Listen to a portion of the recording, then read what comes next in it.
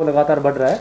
करनाल में भी एक मामला कुछ दिनों पहले सामने आया था और इस सिलसिले में सरकार ने 24 तारीख को एक विस्तृत गाइडलाइन जारी की थी कि आगे किस तरीके से सुरक्षित महामारी अलर्ट सुरक्षित हरियाणा, ये जो इसके अंडर जो प्रोविजंस हैं वो जारी हुए थे।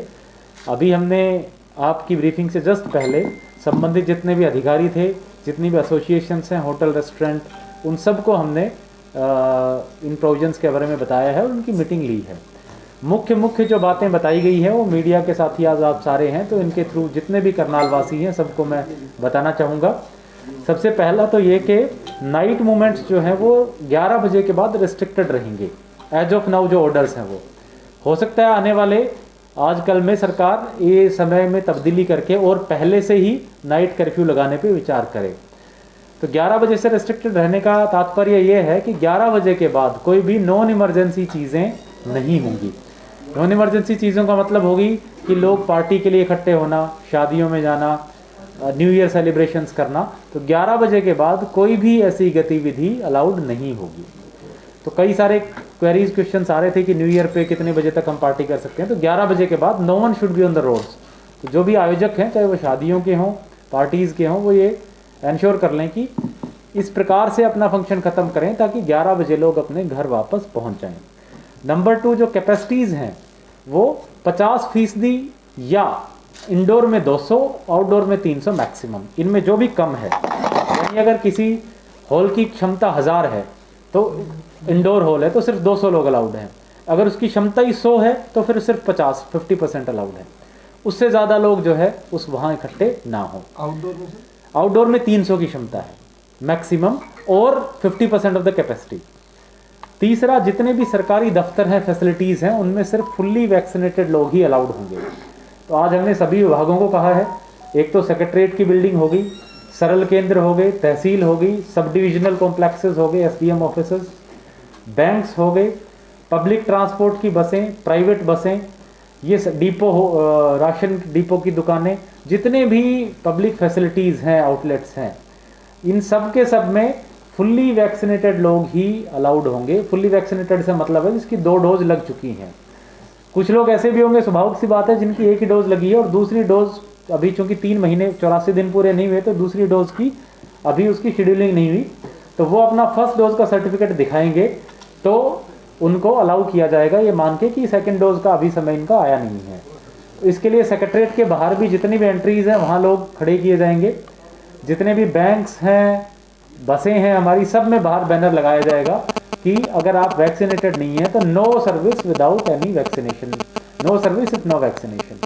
तो कंडक्टर्स को फॉर एग्जांपल बसों में ट्रेनिंग कराई जा रही है कि भाई किस तरीके से वैक्सीनेशन सर्टिफिकेट देखें। बैंक्स के बाहर ये पोस्टर्स लगाए जाएंगे। हमने रेस्टोरेंट्स, होटल्स, ढाबे, इन सबको कहा है कि भाई आप भी अपने अपने प्रोमाइसेस के बाहर ये पोस्टर्स जरूर लगाएं, ताकि और नो, 2 चीज़ें इसमें, नो मास्क नो सर्विस। अगर आप मास्क नहीं लगा के आते तो सर्विस नहीं मिलेगी। नो वैक्सीनेशन नो सर्विस, अगर वैक्सीनेशन आपने नहीं करा रखी तो सुविधा नहीं मिलेगी। इसके अलावा जो इम्पोर्टेंट चीज़ है वो ये है कि इनकी जो वायलेशंस करेंगे, स्वाभाविक सी बात है कि हमने टीम काफ़ी सारी गठित की है। हर एक पुलिस स्टेशन पे एक ड्यूटी मजिस्ट्रेट और SHO, यानी 15 तो हमारी वो टीमें हैं। सारे के सारे SDMs एक्टिव रहेंगे। नगर निगम की अपनी अलग टीमें हैं। ये सारी टीमें चेक करेंगी। विशेष रूप से 31 को हम ध्यान जरूर रखेंगे कि इनकी कोई वायलेशंस तो नहीं कर रहा। 1st, 2nd, 3rd ऑनवर्ड्स फिर हमारा वैक्सीनेशन वाला जैसे 1 जनवरी से लागू हो रहा है कि भाई बिना वैक्सीनेशन के सर्विस ना दी जाए, तो उसके बाद हमारा उस पर फोकस रहेगा। जो मेजर पब्लिक प्रोमाइसेस हैं, CMO साहब अभी ब्रीफ करेंगे, बताएंगे कि जो हमारे सेक्रेटरीट हैं, जैसे बस स्टैंड्स हैं, वहाँ पे हम वैक्सीनेशन कैंप्स भी लगाएंगे, ताकि जो भी कोई इंडिविजुअल है अगर उसको कोई सर्विस चाहिए, मान लो सेक्रेटरीट में किसी को पेंशन बनवाने आना है और उसने वैक्सीनेशन नहीं कराई हुई, तो वहीं तुरंत अपनी वैक्सीनेशन कराए, सर्टिफिकेट उसके फ़ोन पे आ जाएगा या प्रिंट करके दे दिया जाएगा और वो ले करके अपने सेक्रेटरीट में अंदर चला जाए। तो इसका मतलब ये नहीं है कि भाई हमने किसी को परेशान करना है, किसी को सुविधा नहीं देनी। It is just being made compulsory कि भाई कोरोना की 3rd वेव की आशंका को देखते हुए लोगों को कोई भी सुविधा देने से पहले वैक्सीनेशन की सुविधा दी जा रही है। हमारे ज़िले में जो फर्स्ट डोज है वो 91% लोगों को लग गया है, लेकिन फिर भी 9% लोग बचे हैं, यानी लगभग 1 लाख लोग बचे हैं। इन 1 लाख लोगों को आने वाले कम से कम समय में हमें कवर करना है। और सेकेंड डोज तो और भी पुअर है, सेकेंड डोज लगभग 62% है, तो यानी 38% लोग, यानी लगभग 4 लाख के करीब लोग उसमें भी बचे हुए हैं। तो ये हमारे लिए बड़ा इंपॉर्टेंट है कि हम इन लोगों को फुल्ली वैक्सीनेट करें। इसके अलावा जो एक मसला आता है वो आता है कॉलेजेस का। तो आज हमने सारे स्कूल के डीओ और कॉलेजेस के प्रिंसिपल्स को बुला रखा था।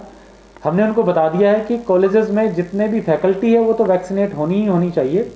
जो बच्चे 18 साल से ऊपर हैं वो ज़रूर तभी उनको कॉलेज में आने दिया जाए जब उन्होंने वैक्सीनेशन करा रखी हो। जहाँ तक 15 से 18 साल की वैक्सीनेशन की बात आती है, वो भी सरकार के द्वारा 3 जनवरी से लागू किया जा रहा है। उसमें भी हमारी एंटिसिपेशन है लगभग 1 लाख ऐसे बच्चे जिले में होंगे। डीओ साहब को हमने इंस्ट्रक्शंस दी हैं कि वो 2 दिन के अंदर अंदर सीएमओ ऑफिस में उन सभी बच्चों की 1 लाख बच्चों की डिटेल्स हमारे पास आ जाएं, ताकि उनकी वैक्सीनेशन का शेड्यूल भी आगे बनाया जा सके। सो वैक्सीनेशन के बारे में और तैयारियों के बारे में मैं इतना ही कहना चाहूँगा, और मीडिया के साथियों से आग्रह करूँगा कि ये जो सूचना है, जानकारी है, इसको ज़्यादा से ज़्यादा लोगों तक पहुँचाएँ। अगर कहीं लार्ज स्केल वायलेशंस आप स्पॉट करते हैं, देखते हैं कि कहीं बहुत बड़ी गैदरिंग है और इस चीज़ की वायलेशन हो रही है, तो वो आप हमारी संज्ञान में जरूर डालें। अब मैं 2-2 मिनट एसपी साहब और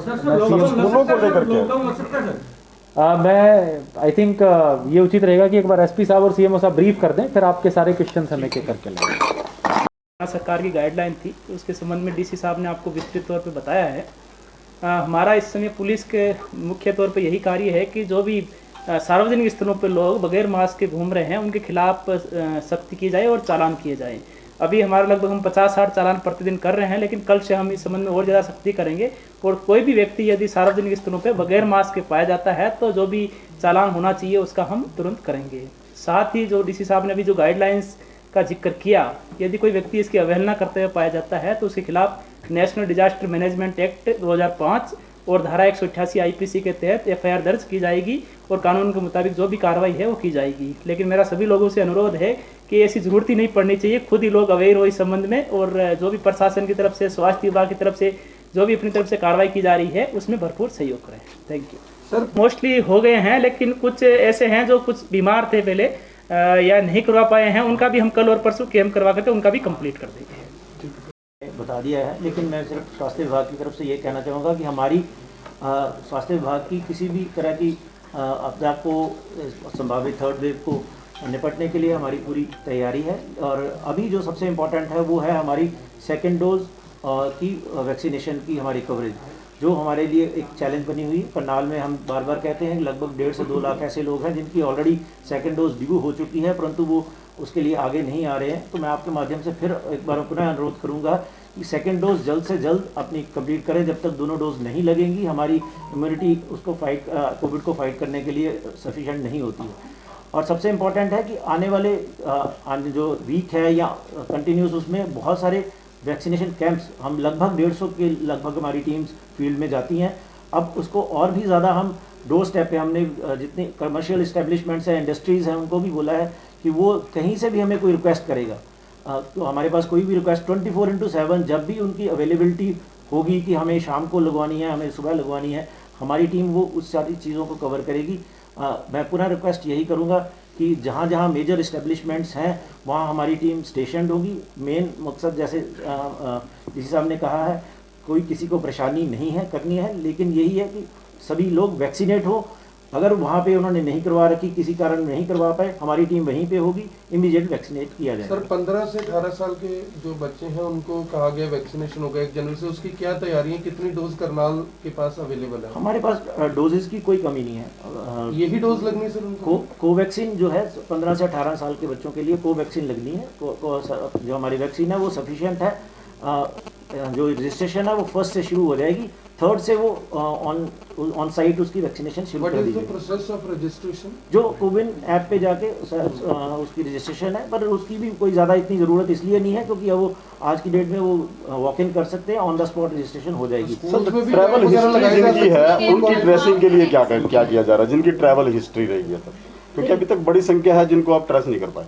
नहीं, ऐसा है, नंबर्स हैं, बाहर के नंबर हैं या एड्रेसेस कंप्लीट नहीं है, उसके साथ हम पुलिस डिपार्टमेंट की मदद ले रहे हैं और बहुत सारे ऐसे लोग ट्रेस भी हुए हैं। अगर बात करें 1900 लोग हमारे पास आए हैं पिछले 20 दिनों में, केवल 100 ऐसे लोग हैं जो नहीं ट्रेस हो पाए हैं, लेकिन उनकी फिर भी वो पुलिस डिपार्टमेंट के साथ हमें शेयर करे हैं उनकी डिटेल्स, जो हमें वहाँ से टाइम पे उसकी सूचना मिल जाती है।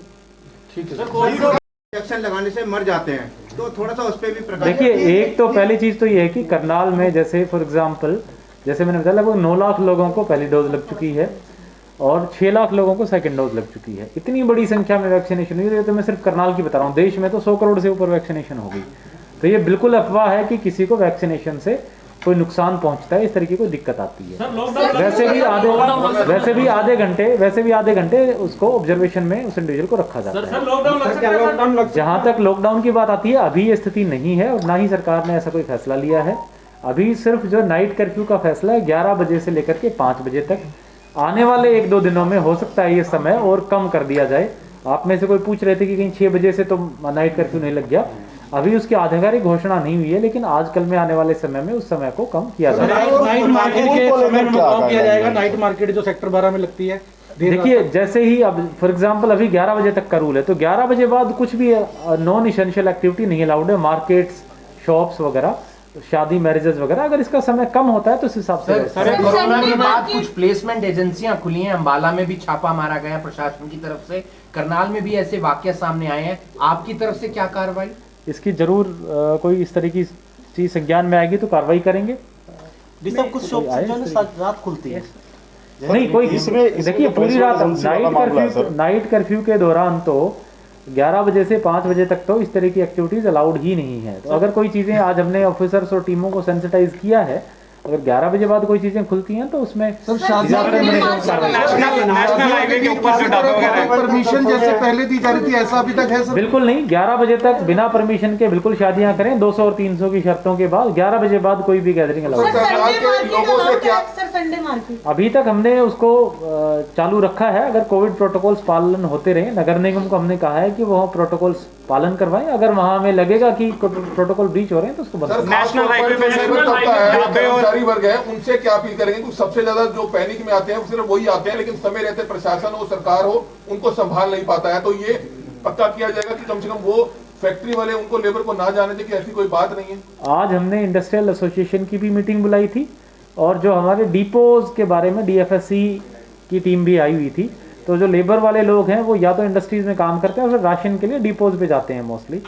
सो दोनों को हमने ये सूचना कर दी है कि भाई वो पहले से उनकी वैक्सीनेशन शुरू हो जाए, क्योंकि कोविड की महामारी फैलने में सबसे ज़्यादा नुकसान भी गरीब आदमी को ही होता है। अगर जैसे आपने सेकंड वेव में देखा था, तो मेरी उनसे यही अपील करूँगा कि वैक्सीनेशन अपनी समय पर रखें, ताकि अगर वेव आती भी है तो उसका नुकसान कम से कम हो। इंडस्ट्रीज़ को हमने बता दिया कि इंडस्ट्रीज़ बंद होने की इस तरह की कोई भी प्लान नहीं है करने का गवर्नमेंट को।